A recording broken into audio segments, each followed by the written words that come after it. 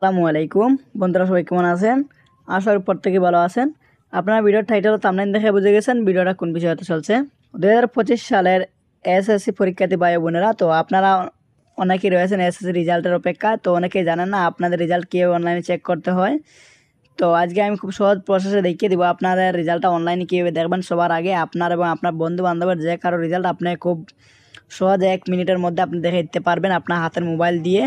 তো এটা কীভাবে চেক করতে হয় সেটাই দেখিয়ে দিব আজকের এই ভিডিওতে। তো তার জন্য আমি চলে যাচ্ছি আমার ফোনে যে ক্রোম ব্রাউজার অ্যাপসটা রয়েছে সেই অ্যাপসের মধ্যে। তো এই অ্যাপসটা প্রত্যেকের ফোনে রয়েছে। তো এই অ্যাপসের মাধ্যমে আপনি খুব সহজে সিম্পল ওয়েতে দেখে নিতে পারেন আপনার রেজাল্ট সবার আগে। তো আমি এই অ্যাপসটা ওপেন করে নিচ্ছি। তো এটা ওপেন করার পর আপনি এখানে উপর দিয়েছেন সার্চ বার রয়েছে, তো আপনি এখানে টাইপ করবেন এসএসসি রেজাল্ট 2025, ঠিক আছে।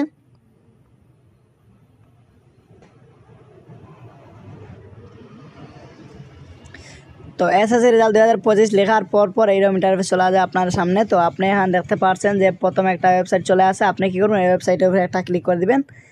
এই যে ওয়েবসাইটটা দেখছেন এটা হচ্ছে শিক্ষা বোর্ডের ওয়েবসাইট। আপনারা এই ওয়েবসাইটের মাধ্যমে আপনার রেজাল্টটা খুব সহজে দেখে নিতে পারবেন। তো আমি এই ওয়েবসাইটের উপরে একটা ক্লিক করছি।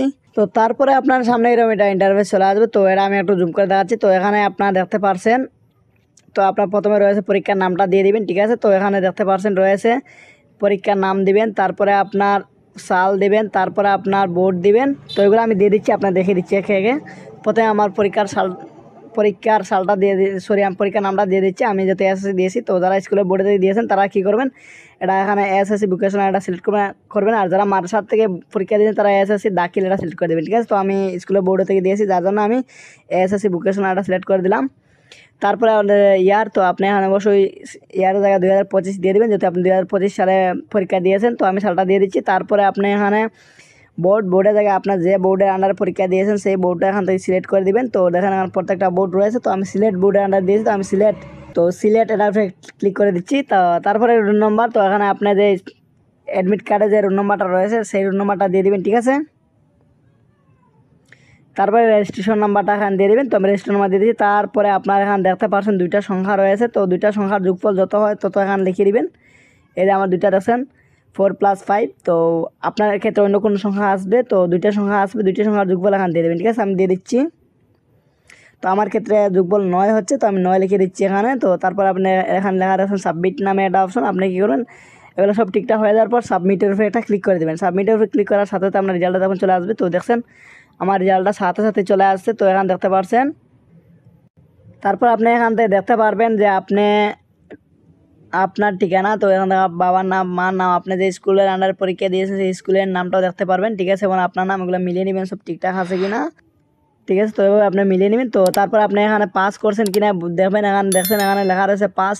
তো এখানে পাস লেখাতে পারেন, পাস করলে পাস। তারপর আপনি যদি এখানে কোনো ফেল হন, এখানে পাস লেখা থাকবেন, এখানে লেখা থাকবে এফ।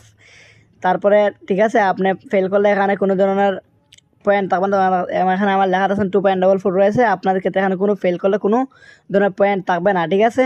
তো আপনি যে গ্রেডটি পাবেন এখানে যে পয়েন্ট পাবেন এখানে লেখা থাকবে, ঠিক আছে। আর আপনি যদি ফেল করেন এখানে এফ লেখা থাকবে এবং জয়ের বিষয় ধরা থাকবে, এখানে এফ দেওয়া 1 সাবজেক্ট বা 2 সাবজেক্ট এরকম কিছু লেখা থাকবে, জয় বিষয় ধরা আছে।